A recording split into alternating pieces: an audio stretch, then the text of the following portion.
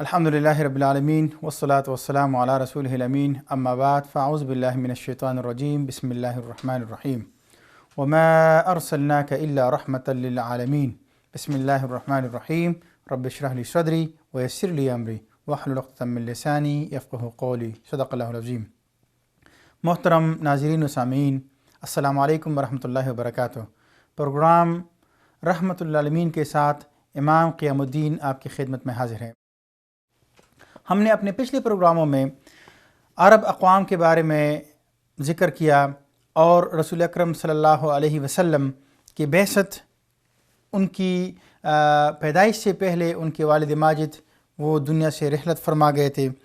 ان کی ولادت 9 ربیع الاول عام الفیل عام الفیل بروز پیر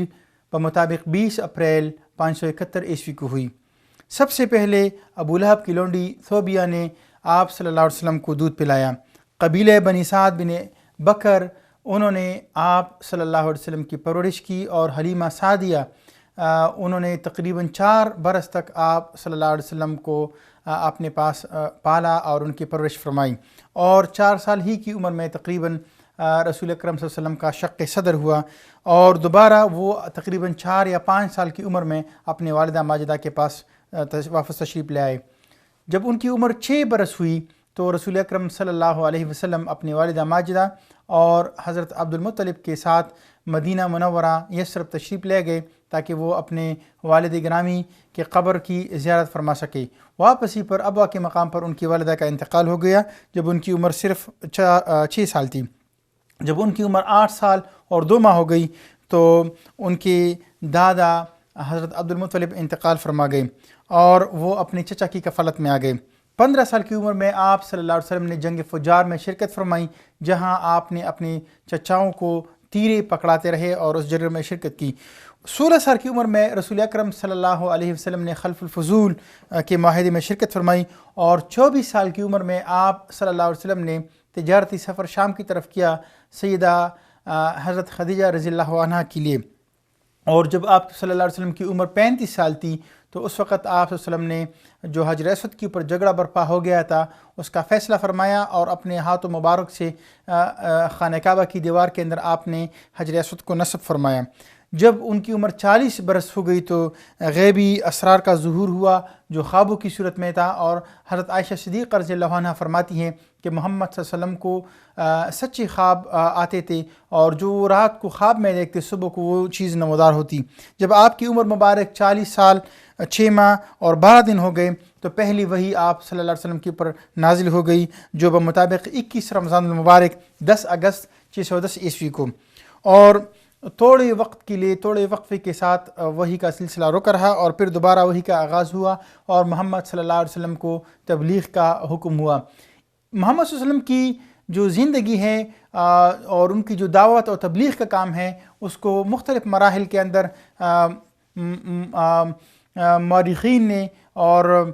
تاریخ نگاروں نے اس کو تقسیم کر رکھا ہے۔ پہلا جو دور وہ کہلاتے ہیں کہ جو دعوت کا جو خفیہ دور تھا، جو 1 بعثت سے لے کر 3 بعثت تک کا تھا، اور اس میں محمد صلی اللہ علیہ وسلم نے دار ارقم کو خفیہ مرکز بنایا دعوت اور ارشاد کا، اور قرآن اور حدیث کی تعلیمات کو پھیلانے کا۔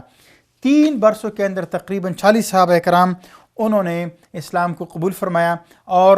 پہلی وحی کے بعد جبرائیل امین نے محمد صلی اللہ علیہ وسلم کو وضو اور نماز کا طریقہ سکھایا، اور صبح اور شام محمد صلی اللہ علیہ وسلم اور صحابہ کرام نماز ادا فرمایا کرتے تھے۔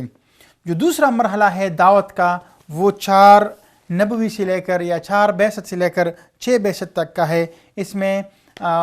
مشرکین مکہ کی طرف سے، خصوصاً ان کی سرداروں کی طرف سے کوشش کی گئی کہ وہ ان کو روکے، اور جبر اور استہزاء اور الزامات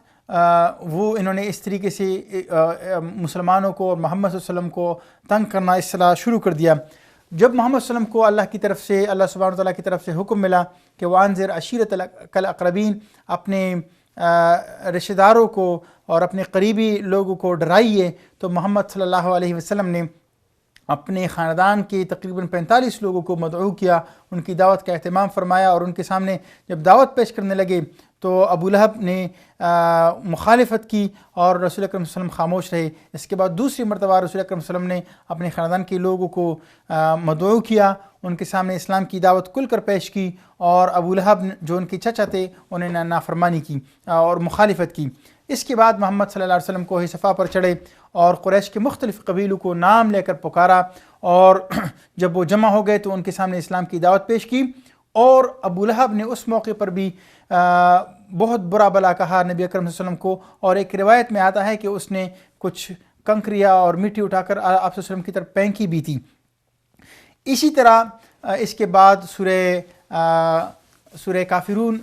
سورہ لہب نازل ہوئی، جس کے اندر اللہ سبحانہ تعالیٰ نے گویا کہ ایک پیشنگوئی کر دی کہ ابو لہب تباہ ہو گیا، برباد ہو گیا۔ جو کمزور مسلمان تھے ان کے اوپر قریش مکہ نے ظلم و ستم کے پہاڑ ڈائے، اور جس طرح ہو سکتا تھا انہوں نے ان کو ہر طرح کی اذیتیں اور تکالیف پہنچانی شروع کی، اور جو سخت ترین سزائیں قریش نے اس وقت جو کمزور اور ناتواں غریب مسلمان تھے، اس میں حضرت حباب بن الارث رضی اللہ عنہ، حضرت بلال حبشی رضی اللہ عنہ جو ایک حبشی غلام تھے، اور ایک مرتبہ جب ان کے اوپر ان کے مالک انتہائی ظلم ڈال رہے تھے تو حضرت ابو بکر صدیق رضی اللہ عنہ کا وہاں سے گزر ہوا۔ جب انہوں نے دیکھا تو انہوں نے اس کے بدلے میں اس کو خرید لیا اور اس کو آزاد فرمایا۔ اسی طرح حضرت عمار بن یاسر، حضرت یاسر رضی اللہ عنہ، حضرت سمیہ رضی اللہ عنہ،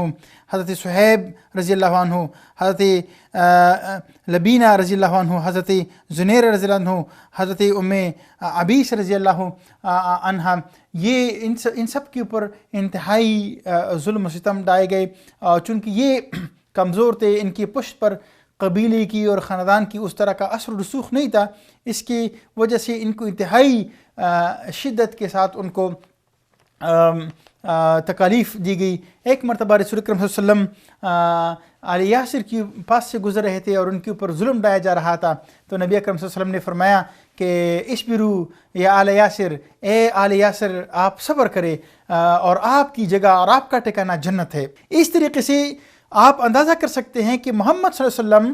ان کو صرف جو ایک پروٹیکشن اور ان کو جو ایک تحفظ حاصل تھا وہ بنو ہاشم خاندان کی وجہ سے تھا، اور وہ خصوصی طور پر حضرت ابو طالب جو ان کے چچا تھے ان کی وجہ سے وہ ایک مضبوط شخصیت تھے عرب کے اس معاشرے کے اندر، ان کا قبیلے کی سطح کے اوپر اور ذاتی بھی ان کا بہت اثر رسوخ تھا، اور ان کی کوئی بھی ان کی مخالفت مول نہیں لے سکتے تھے۔ اگرچہ محمد صلی اللہ علیہ وسلم کے اپنے چچا ابو لہب وہ محمد صلی اللہ علیہ وسلم کی مخالفت میں بہت زیادہ بڑھ چڑھ کر تھے، لیکن ابو طالب جو محمد صلی اللہ علیہ وسلم کے چچا تھے ان کی وجہ سے کوئی اس طرح کا اقدام نہیں کر سک رہا تھا کہ وہ محمد صلی اللہ علیہ وسلم کو بہت زیادہ تکلیف پہنچائے۔ لیکن اس کے باوجود جب ان کی سمجھ میں یہ بات آ گئی کہ اب ہماری کوئی جو ہمارا دین ہے ہم اس کو پروٹیکٹ نہیں کر سکتے، روز بروز ہمارے ماتحت لوگ وہ اسلام کو قبول کرتے جا رہے ہیں، اور ہماری دینی آبائی کی اور بتوں کے خلاف وہ بات کرتا ہے کہ ان کو نہ پوجے، یہ کچھ نہیں کر سکتے، یہ اپنے ان کے سامنے قرآن نے بہت تمثیلات پیش کی کہ یہ کسی کو نہ نفع دے سکتے ہیں نہ ضرر دے سکتے ہیں۔ اور اگر عرب کے اس معاشرے کو ہم دیکھیں تو وہ ان بتوں سے پال بھی پکڑتے تھے، ان سے اپنی منتیں بھی مانگتے تھے، ان کے آگے نظر و نیاز بھی پیش کرتے تھے، اور ان سے دعائیں اور اپنی مرادی بھی مانگا کرتے تھے۔ یہاں تک کہ اگر کوئی سفر پر جا رہا ہوتا اور اس کے پاس، چونکہ ان کے بت تو گھر میں ہوتے تھے، وہ تو بھاری بھرکم ہوتے، ان کو اپنے ساتھ لے جانا مشکل ہوتا، تو وہ کیا کرتے، وہ مٹی سے یا آٹے سے یا کوئی اور کھانے کی چیز سے ایک چھوٹا سا بت بنا لیتے تھے تاکہ وہ راستے میں اس کو پوچھتے رہے، اور جب راستے میں ان کو بھوک لگتی تو اپنی ہوئی اسی بت کو جو انہوں نے بنایا ہوا ہوتا تھا اور اس کو وہ پوچھتے رہتے تھے، اس کو کھا لیتے تھے۔ یہاں تک کہ بعض اوقات وہ اگر مٹی کا کوئی تودا اٹھا کر اس سے بت بنا لیتے تھے، تراش کر اسی کے آگے اسی سے اپنی رفع حاجت اور اپنی صفائی اسی مٹی کے تودے جو انہوں نے بت بنائے ہوا ہوتا تھا اس سے کرتے۔ یہ ان کی وہ ذہنیت تھی، لیکن شیطان نے ان کے لیے ان کے اعمال خوشنما بنا کر رکھے تھے، اور یہی بات اللہ سبحانہ وتعالیٰ قرآن پاک میں جگہ جگہ فرماتے ہیں کہ جو کوئی حق سے منہ پھیرتا ہے اور اللہ اور اس کے رسول کی راہ سے دوسری راہ لیتا ہے تو شیطان اور شیاطین ان کے لیے ان کی اعمال مزین کر کے دے دیتا ہے. زین لہم مزین کر دیتا ہے اعمالہم، ان کے اعمال، ان کے ایکشنز شیطان ان کے لیے مزین کر دیتا ہے اور خوبصورت اور خوشنما بنا کر ان کو دے رہتے ہیں. اسی طرح جو چوتھا مرحلہ اس میں آتا ہے وہ ہے مکے سے باہر دعوت کا، جو 10 نبوی سے یا جو 10 بعثت سے لے کر 13 نبوی تک ہے. جو 10 بعثت جب نبوت کا 10واں سال تھا، اسی سال جناب ابو طالب اور حضرت خدیجہ رضی اللہ عنہا ان کی وفات ہو جاتی ہیں. یہ 2 سب سے بڑے جو تھے رسول اللہ صلی اللہ علیہ وسلم کے ڈارس بندانے والے اور رسول اللہ علیہ وسلم کی مددگار. اس سے پہلے انہوں نے مقاطعہ کر دیا، انہوں نے مکمل طور پر مقاطعہ کر دیا رسول اللہ صلی اللہ علیہ وسلم کا اور بنو ہاشم کا. اور شب ابی طالب کے اندر وہ تقریباً 3 سال تک 7 نبوی سے لے کر 10 نبوی تک وہ مسلسل وہاں محصور رہے. ان کا بالکل بائیکاٹ کر دیا تھا انہوں نے، نہ کسی کو اجازت تھی کہ ان کے اوپر کوئی چیز بیچ سکے اور نہ ان کو کسی کو اجازت تھی کہ ان سے کوئی چیز خرید سکے. یہاں تک کہ ان کے بچے وہ بھوک سے بلبلاتے تھے اور وہ پتے کھانے پر مجبور تھے. ان حالات کے اندر سیدہ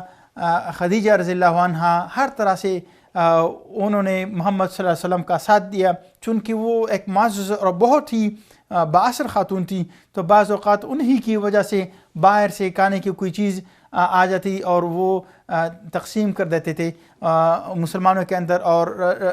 صحابہ کے اندر. تو یہ وہ حالات تھے کہ انہوں نے مکمل طور پر ان کا سوشل بائیکاٹ کر رکھا تھا. اور پھر 10 نبوی کے اندر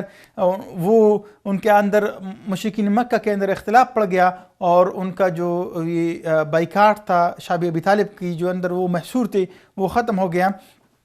اور وہ وہاں سے آزاد ہو گئے. اور پھر 10 نبوی میں حضرت ابو طالب اور سیدہ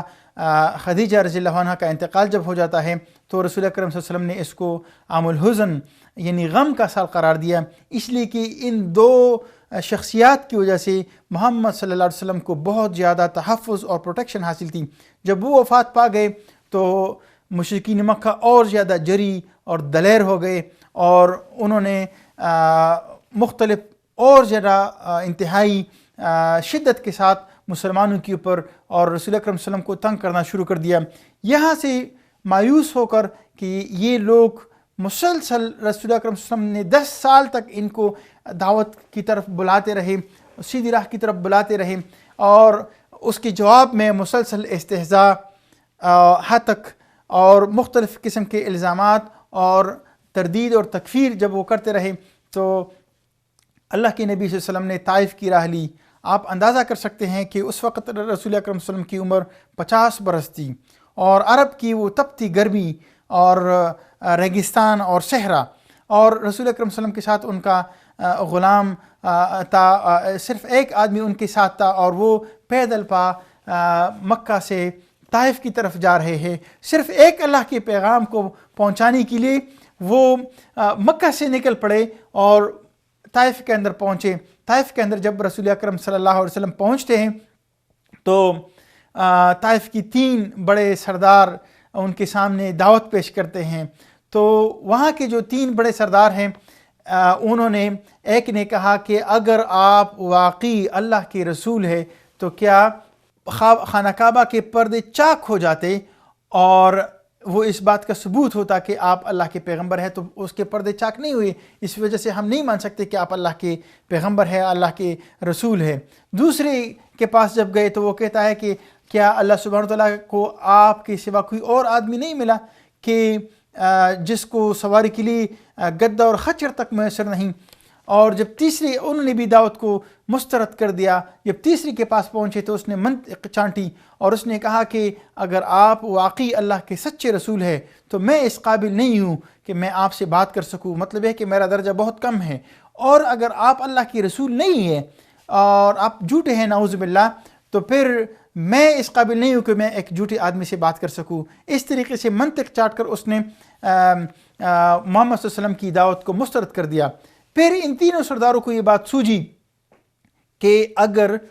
محمد صلی اللہ علیہ وسلم اسی طرح مکہ سے روانہ ہو گئے تو کہیں ایسا نہ ہو کہ یہاں ہمارے جو نوجوان ہیں طائف کے اندر وہ محمد صلی اللہ علیہ وسلم کی بات کو سنیں اور اس کی دعوت کے اوپر لبیک نہ کہیں. تو انہوں نے اس سے روکنے کے لیے کہ کہیں یہاں کے لوگ ان کی بات کو سن نہ پائیں اور اس کی دعوت کو قبول نہ کریں، انہوں نے چند اوباش نوجوانوں کو، اوباش لڑکوں کو محمد صلی اللہ علیہ وسلم کے پیچھے لگا دیا اور وہ محمد صلی اللہ علیہ وسلم کو برا بلا کہتے اور پتھر برساتے. اور محمد صلی اللہ علیہ وسلم جب زخموں سے چور ہو جاتے تو بیٹھ جاتے، یہاں تک کہ آپ صلی اللہ علیہ وسلم کی پاؤں مبارک اور ان کی نالین مبارک کے اندر خون چپک گیا. اور جب محمد صلی اللہ علیہ وسلم درد اور کرب سے وہ بیٹھ جاتے تو وہ آ کر محمد صلی اللہ علیہ وسلم کو اٹھاتے اور پھر ان کے اوپر پتھر برساتے. محمد صلی اللہ علیہ وسلم نے وہاں سے جا کر ایک باغ کے اندر پناہ لی، اور جب باغ کے اندر باغ کا ابن ربیعہ کے بیٹے کا باغ تھا، وہ انگور کا باغ تھا، وہ یہ سب کچھ دیکھ رہا تھا. اور اس کے دل کے اندر یہ بات آئی کہ جو آدمی اس پیغام کے لیے ہر قسم کی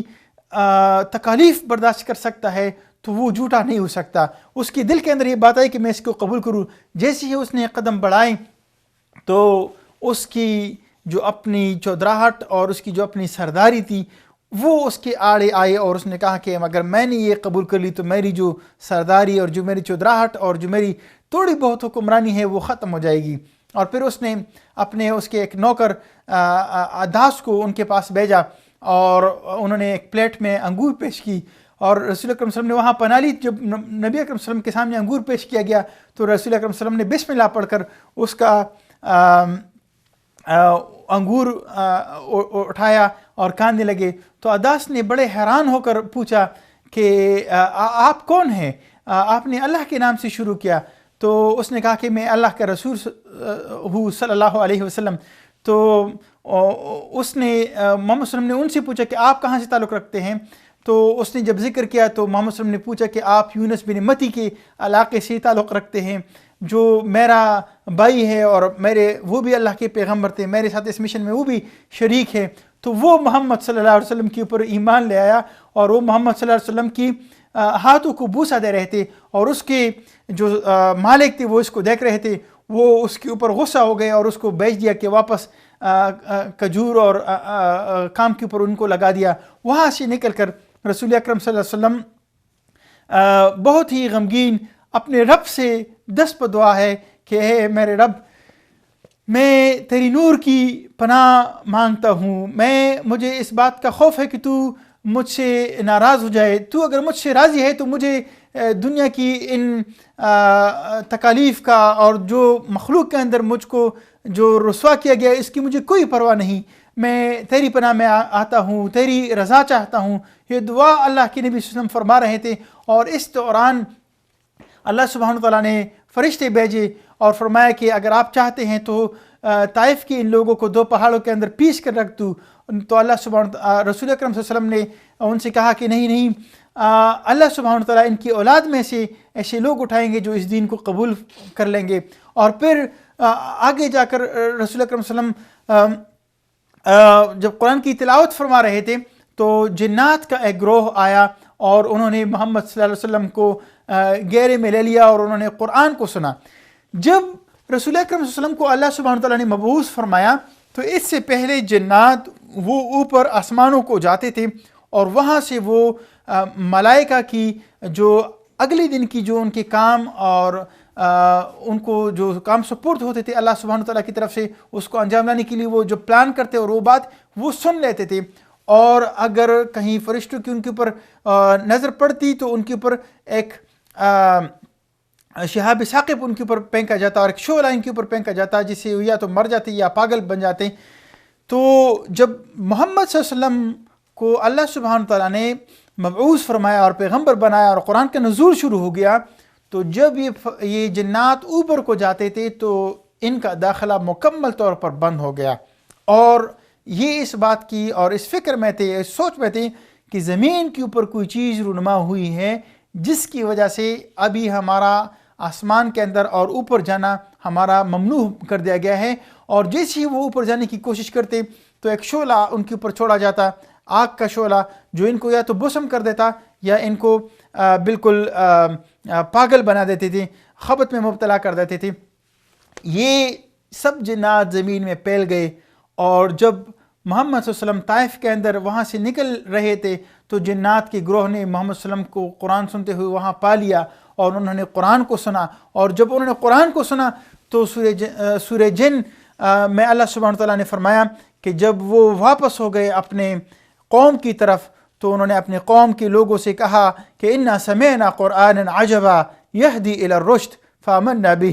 ہم نے ایک عجیب و غریب قرآن کو سنا جو بہت ہی عجیب ہے، امیزنگ ہے، اور یہدی الی الرشد جو نیکی اور ہدایت کی طرف رہنمائی کرتی ہیں، فآمنا بہ، اور ہم اس کے اوپر ایمان لے آئے۔ اور جب سورہ جن نازل ہوئے تو گویا اس کے اندر محمد صلی اللہ علیہ وسلم کی ڈارس بندائی گئی کہ اگر یہ لوگ آپ کی دعوت کے اوپر ایمان نہیں لے آتے، اگر یہ قرآن کے اوپر ایمان نہیں لے آتے تو اے محمد صلی اللہ علیہ وسلم، ہم نے جنات کو آپ کی طرف بھیجا، انہوں نے اس کلام کو جب سنا تو وہ اس کے اوپر ایمان لے آئے اور اپنی وہ قوم کی طرف وہ ڈرانے والے اور انذار کرنے والے بنے۔ اور اللہ سبحانہ تعالیٰ نے قرآن کے اندر بتایا کہ پیغمبر صلی اللہ علیہ وسلم، اے حبیب، یہ تجھ کو نہیں جھٹلاتے بلکہ یہ رب العالمین کے کلام اور رب العالمین کی بات کو جھٹلاتے ہیں۔ تو انشاءاللہ ہم اپنے پروگرام کا سلسلہ جاری رکھیں گے، اگلے پروگرام کے ساتھ انشاءاللہ آپ کی خدمت میں دوبارہ حاضر ہوں گے۔ وآخر دعوانا ان الحمدللہ رب العالمین۔